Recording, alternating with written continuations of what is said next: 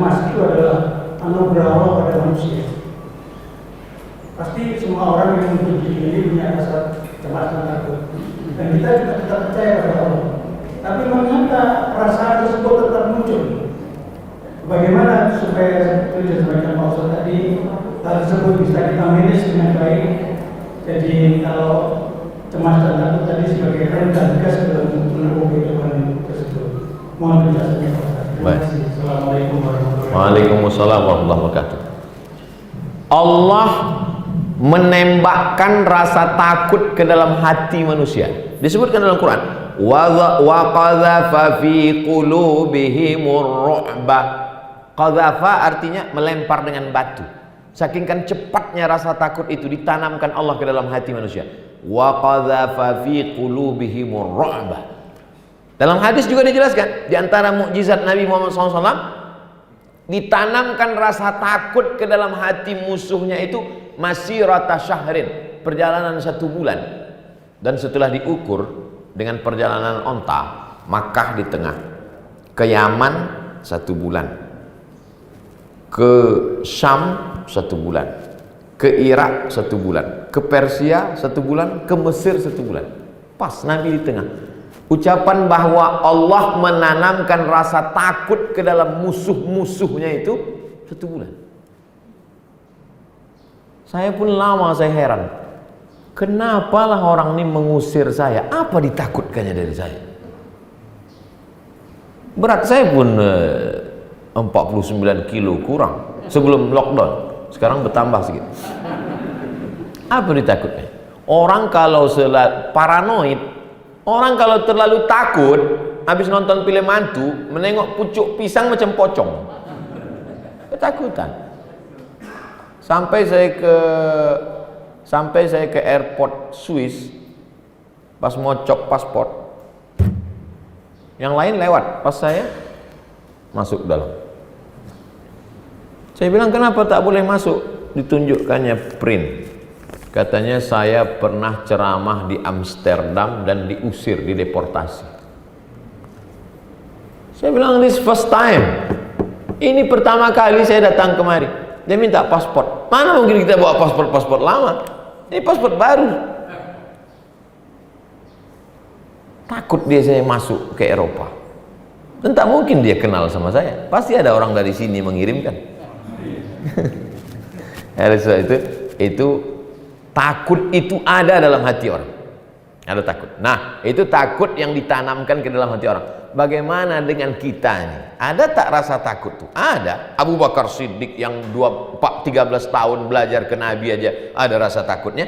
Tapi Nabi mengatakan, la tahzan. Jangan kau takut, jangan kau cemas, jangan kau khawatir. Innallaha ma'ana, Allah bersama kita. Bagaimana cara menghilangkannya itu Pak Ustadz? Pengalaman pribadi saya, menghilangkan cemas, takut, khawatir itu tidak ada cara lain kecuali mendekatkan kepada Allah. Ambil wudhu, sholat sunat, sholatnya pelan-pelan. Allah besar ini Allah, tapi kau lebih besar. Allahu Akbar, Allahu Akbar kabira, walhamdulillahi katsira, wa subhanallahi bukratan wa asila, wajjahtu wajhi, inna salati wa nusuki wa mahyaya wa mamati lah. Terasa dia sendiri datang pertolongan Allah SWT, hilang rasa takut. Habis itu zikir. Kalau ada tasbih 100, baca 100. Kalau kebetulan sedang pergi jauh atau di mana, atau di kebun atau di kantor tak ada tasbih, hitungnya pakai tangan. Ini kan 20 ini kalau sekali putar. 1, 2, 3, 4, 5, 6, 7, 8, 9, 10, 11, 12, 13, 14, 15, 16, 17, 18, 19, 20. Nah, jadi kalau kita buat 2 kali putaran 40, angka kesempurnaan itu 40, istighfar 40, sholawat 40, ayat kursi, subhanallah bihamdihi subhanallahil azim. Habis itu berdoa. Terasa dia macam mengaduk kopi. Kopi itu kalau diaduk kan hancur kacau balau, tapi kalau dibiarkan turun ampas-ampasnya ke bawah, bening dia. Begitu jugalah hati kita yang sedang datang kacau, takut, khawatir, cemas, dengan zikir itu Sekarang banyak orang kalau dia sedang takut, dia cemas, dia update status. Setelah dia update, di komen orang, makin takut. Karena komen orang tuh, ini ngeri nih nampaknya. Ini makin. Nah, itu pengalaman saya pribadi. Berdasarkan ayat wasta'inu bis-sabri was-shalah. Minta tolonglah kepada Allah dengan sabri. Sabri artinya menahan, tahan. Was-shalah, salat. Tidak ada jalan lain kecuali salat. Itu juga yang dilakukan sahabat Nabi bernama Abdullah bin Abbas. Ketika dia sedang naik onta, tiba-tiba datang orang mengejar dari belakang, memberitahu kepada dia, adikmu meninggal wahai Abbas, wahai Abdullah bin Abbas. Turun dia, langsung dia salat. Kenapa dia tak berwuduk dulu? Wuduknya tak putus.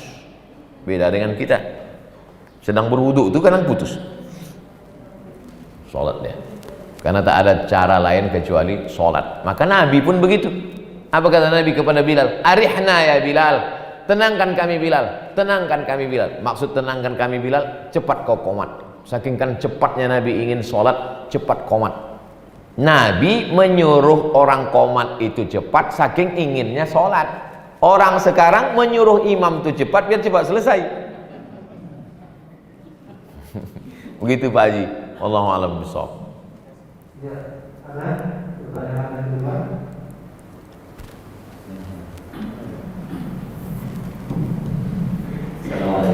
Waalaikumsalam. Ada satu pertanyaan yang mungkin untuk menguatkan kita bersama tentang ketika kita sholat, Rasulullah pernah melarang tidak boleh menutup mulut. Ini apakah memang larangan itu hukumnya wajib harus ditinggalkan atau sekedar makruh?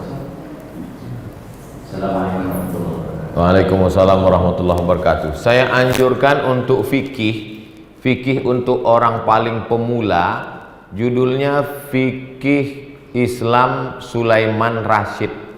Sulaiman Rasyid orang Lampung, dapat ijazah dari Al-Azhar tahun 1935, 10 tahun sebelum Indonesia merdeka.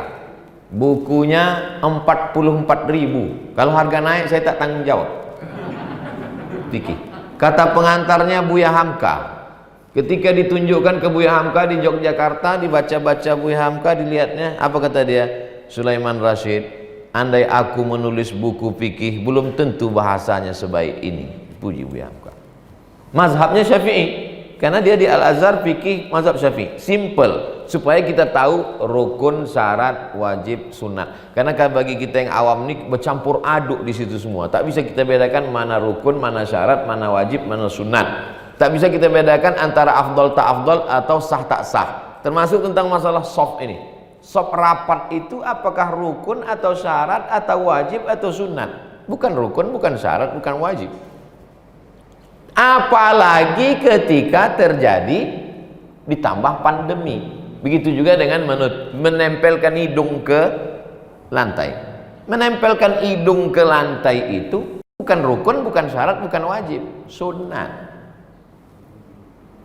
Orang Nabi dengan sahabat memang mudah, sikit aja dia udah kena. Kita jadi kalau bapak sholat pakai masker, tertutup hidungnya, maka tetap sah. Begitu juga dengan sebagian mulut, dia bukan termasuk mubtilat yang membatalkan. Beda dengan batal wudhu. Batal wudhu tak ada tawar menawar, asal sudah batal wudhu, batallah dia. Atau maaf, perempuan tiba-tiba keluar beri maaf, tiba-tiba datang darah haidnya, itu tidak bisa berdalih ini kan darurat. Tak ada darurat, walaupun 2 menit menjelang habis waktu. Nah, ini tentang masalah supaya kita bisa membedakan. Balik kepada hukum menutup wajah, apalagi ditambah lagi darurat, maka tidak membatalkan sholat, tidak menyebabkan sholat itu menjadi tidak sah. Ini karena banyak jemaah tentang menutup ini, atau kemudian hidungnya tidak menyentuh, bahkan ketika kening sekalipun. Sini ada kan orang yang pakai peci model begini. Assalamualaikum. Sahabat Nabi sholat di atas pasir. Sholat di atas pasir.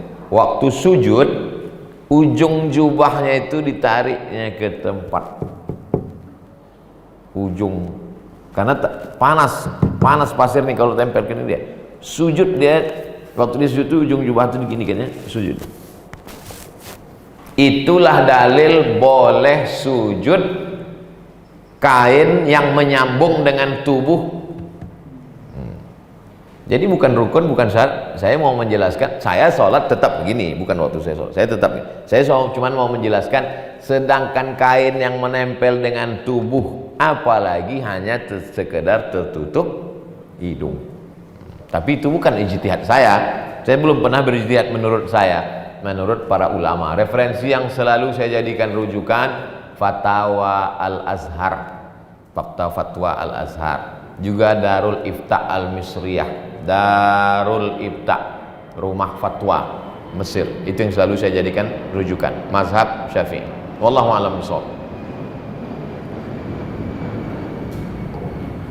Satu lagi terakhir.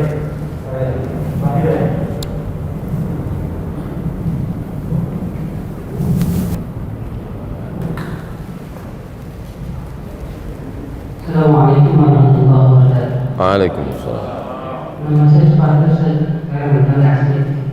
Mohon maaf kalau ada kata saya yang salah. Saya langsung bertanya karena kalau enggak karena saya nanya Ustaz. Pertanyaan saya menghadapi puasa Asyura Muharram, katanya ada harus di besok kan puasa Asyura tanggal 10 Ustaz. Hari Sabtu maksudnya. Jadi ada iringan hari sebelum atau sesudah itu. Yang kedua mau Ustaz, berita yang mendengar di negara kita ini bahwa ada PKI sekitar lingkungan. Apa yang harus kita lakukan sebagai Muslim dan warga negara Indonesia? Assalamualaikum warahmatullahi wabarakatuh. Waalaikumsalam warahmatullahi wabarakatuh. Nabi sampai ke kota Al-Madinah Al-Munawwarah. Nabi bertanya, Nabi dapati orang Yahudi di Madinah puasa. Yahudi di Madinah itu 3, Bani Nadir, Bani Quraidah, Bani Qainuqa. 3 suku puasa mereka. Kata Nabi, ayyu yaumin hadza, hari apa ini, kenapa kalian puasa? Kata mereka, hadza yaumun salihun, ini hari yang baik. Najjallahu fihi Musa wa aghlaqa fihi Fir'aun. Hari ini Allah menyelamatkan Musa dan menenggelamkan Fir'aun. Musa selamat, Fir'aun tenggelam. Itu hari Sabtu 10 Asyura nanti. Peristiwanya sudah terjadi 3000 tahun yang lalu, tapi tetap diulang setiap tahun. Mereka bersyukur kepada Allah, syukran lillah, bersyukur kepada Allah karena Allah menyelamatkan Musa dan menenggelamkan Fir'aun. Lalu apa kata Nabi? Ana ahaqqu bi Musa minkum, aku lebih berhak terhadap Musa daripada kamu. Mafasamahu, Nabi pun melaksanakan. Hanya saja Nabi berpesan khaliful Yahud, bedakan dengan orang Yahudi. Orang Yahudi puasanya tanggal 10 saja. Kita untuk membedakan dengan Yahudi, sumu yauman qablahu, berpuasalah yang paling afdal 3, 9, 10, 11, Jumat, Sabtu, Ahad. Kalau tak sanggup 3, maka dilaksanakannya 9, 10. Saya insya Allah berniat kalau sampai panjang umur besok Jumat 9, 10. Besok masih ada jadwal di Jakarta, tapi insya Allah tetap puasa besok 9, 10. Adapun yang tidak boleh puasa tunggal itu adalah puasa hari Jumat. Jumat tak boleh puasa tunggal. Puasalah sehari sebelumnya, Kamis Jumat atau Jumat Sabtu. Adapun Bapak insya Allah puasanya tidak Jumat tunggal, Jumat dengan Sabtu, atau Sabtu dengan Ahad, maka laksanakan. Bagaimana kalau ada orang yang puasa hanya hari Sabtu saja, 1 hari berpuasa? Hadis tentang larangan berpuasa pada hari Sabtu, hadisnya syadz. Hadis syadz itu mukhalafatus thiqah liman huwa awsaq minhu, bertentangan periwayat yang thiqah dengan yang lebih thiqah. Oleh sebab itu hukum asal berpuasa hari Sabtu tunggal hukumnya boleh. Yang tak boleh Jumat saja, karena Jumat itu adalah hari Id, hari Id kita. Hari Id itu asalnya tak boleh berpuasa, tapi karena Idul Fitri, Idul Adha, tapi karena hari itu ditambah dengan berikutnya untuk membatalkan bahwa kita. Adapun yang melarang Sabtu itu karena dianggap memuliakan hari Sabat. Orang Yahudi disuruh pilihlah antara 7 hari ini kalian mau beribadah hari apa? Wa yauma la yasbituna la ta'tihim. Kami pilih hari Sabtu. Pas pada hari Sabtu itulah ikan sebanyak-banyaknya. Pas pada hari yang lain ikan tak ada, mereka langgar. Kita dikhawatirkan menyamai, menyerupai kalau memuliakan hari Sabtu. Tapi kita puasa hari Sabtu bukan karena memuliakan hari Sabtu seperti orang Yahudi memuliakan hari Sabat. Jadi begitu hukum asal. Nah, kita baiknya besok puasa Jumat dan hari Sabtu. Tentang masalah menghadapi komunis, sekuler, liberal, Syiah, kelompok-kelompok yang menyimpang di luar Ahlus Sunnah wal Jamaah, apa yang bisa kita lakukan? Untuk anak-anak kita, masukkan TK tahfiz, SD tahfiz, SMP, SMA boarding school. Kalau tak sanggup boarding school, full day, masuk pagi pulang sore. Paling tidak lihat nanti jadwal kurikulum. Kalau ada yang nawarkan sekolah, coba lihat apa pelajarannya. 5 mesti ada: akidah, akhlak, Quran, hadis, fikih, bahasa Arab, sejarah. Mesti ada yang 5. Kalau tak ada, jangan. Masukkan anak Anda masuk perguruan tinggi tanpa tes. Untuk apa dia jadi sarjana hebat kalau kafir? Tak ada gunanya dia berhasil. Kita minta Rabbi habli minas sholihin. Sholihin itu Quran, hadis, akidah, akhlak, bahasa Arab, sejarah Islam, fikih. Itu untuk anak-anaknya. Adapun untuk mak-mak, bapak, ibu jamaah, jangan tinggalkan kajian masjid. Kajian mulailah fokus. Kajian hadis dengan Ustadz Faisal, karena beliau belajar hadis di Karachi. Di sana banyak ahlul hadis. Ada kajian ahli hadis, ada kajian ahli hadas. Hadas itu fikih, suci mensucikan, darah haid, darah nifas, darah bisul, darah nyamuk. Nah, ini kaji fikih, ini penting. Fikih sholat, nah, fikih kitab apa yang dikaji. Senin malam Selasa akidah, Selasa malam Rabu fikih, Rabu malam Kamis hadis, Kamis malam Jumat sirah, Jumat malam Sabtu tafsir surat Al-Kahfi, tafsir surat Yasin. Kalau sudah hatam nanti tafsir juz amma. Sabtu malam Ahad tablik akbar, tahsin tajwid. Jangan pula hebat fikih tapi baca Quran ijazah. Nah, Al-Mukarram ada, beliau sibuk tak sempat. Beliau punya murid-murid yang baik tahsinnya, makharijul hurufnya. Nah, ini semua. Insya Allah kalau program-program masjid ini rapat, setan tak masuk. Itu filosofi rapatnya sop. Sawus sufuf, rapatkan sop. Sekarang tak bisa rapat Pak Ustadz, nanti kayak disimpon. Ini karena darurat. Tapi filosofi rapat sop itu maksudnya kalau rapat jadwal ini, rapat pengajian kita, rapat dengan ulama, tak masuk dia. Tapi kalau dia sudah masuk, na'udzubillah, saya yakin dan percaya ghirah semangat umat ini makin ditekan, makin hebat, makin semangat insyaallah. Demikian, wallahu a'lam.